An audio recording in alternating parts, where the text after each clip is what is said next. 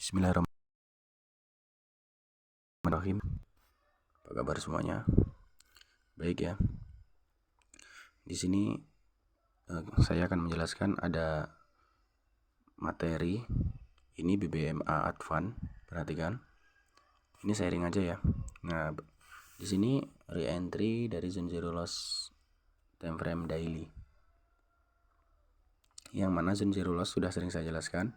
EMA 50, EMA 100 dia harus berada di bawah candlestick seperti ini, dan re-entry-nya dia harus EMA high, EMA low, crossing ke atas mid BB seperti ini. Cari re-entry di area seperti ini ya.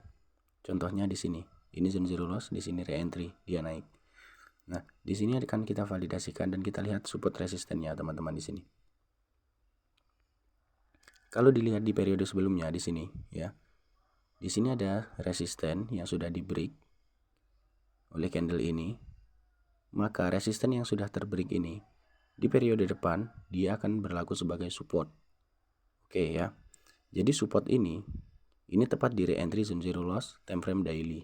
Nah, kita akan validasikan di sini, perhatikan. Jadi ini gabungan dengan support resisten ya. Nah, di sini di time frame daily maka kita akan ke H4 di sini.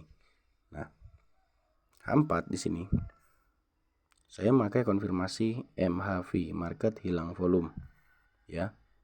RME. Kita akan mencari ekstrim di time frame ketiga nanti ya. Perhatikan di sini. Time frame pertama itu re-entry zone zero loss. Time frame keduanya itu MHV, M ya. Namun di H1 ini tidak terjadi ekstrim. Perhatikan di sini. Nah, di sini tidak terjadi ekstrim, teman-teman di sini. Maka saya sudah sering katakan bahwa time frame H1 jika tidak terjadi ekstrim, teman-teman bisa turun di M30 untuk mencari titik konfirmasi. Perhatikan di sini. Nah, di sini ya. Di M30 ada ekstrim. Disinilah letak konfirmasi kita. Karena kita di daily, maka biasanya kita akan entry di time frame H1. Nah, berhubung H1 ini tidak terjadi ekstrim, maka ekstrimnya kita akan entry di ekstrim time frame M30 di sini. Lalu dia menjadi candlestick arah kuku dan kita buy. Nah, di sini kita juga intip di M15-nya ada apa, teman-teman di sini. Nah, di M15-nya candlestick sudah break EMA 50 ya.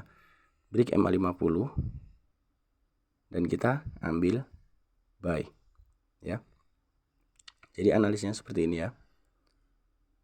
Ini untuk pola pembalikan arah.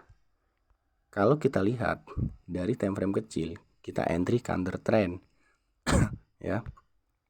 Tapi kan kita ambil dari daily. Daily kita follow trend ya, teman-teman. Karena kalau kita follow trend di time frame besar, itu biasanya counter trend di time frame kecil itu tidak terjadi masalah, tidak begitu berpengaruh. Karena di time frame besarnya di daily, EMA 50, EMA 100, EMA 200 di bawah candlestick, dan EMA high, EMA low, crossing ke atas mid BB. Ini peluang kita untuk entry buy ya. Di time frame kedua pun ini sama ya. Time frame kedua pun sama. Posisinya juga uptrend juga. Ya, posisinya uptrend. EMA 50, 100, 200 dia masih berada dominan di bawah chart candlestick. Dan di sini terjadi MHV. Untuk validasinya kan di H1 itu biasanya harus ekstrim. Nah, ini H1 tidak ekstrim, maka saya cari ekstrim di M30. Nah, di sini saya entry setelah terjadi CSAK di M30, ekstrim to CSAK ya. Nah, saya juga intip di M15-nya. Di M15-nya sudah break EMA 50 di sini. Nah, di sini adalah titik konfirmasinya. Karena kita counter trend, maka kita harus menunggu break EMA 50 untuk melakukan entry. Tapi kita follow misalkan ya.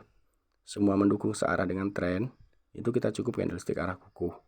Ya, teman-teman. Di sini saya memakai konfirmasi ini. Ya, ini multi time frame, lebih dari 3 time frame malah ya. Dari daily kita entry di M15, tapi nggak masalah ya. Karena ya beginilah analisa. Oke. silahkan dipelajari, semoga bermanfaat ya Mas ya. Saya akhiri, assalamualaikum warahmatullahi wabarakatuh.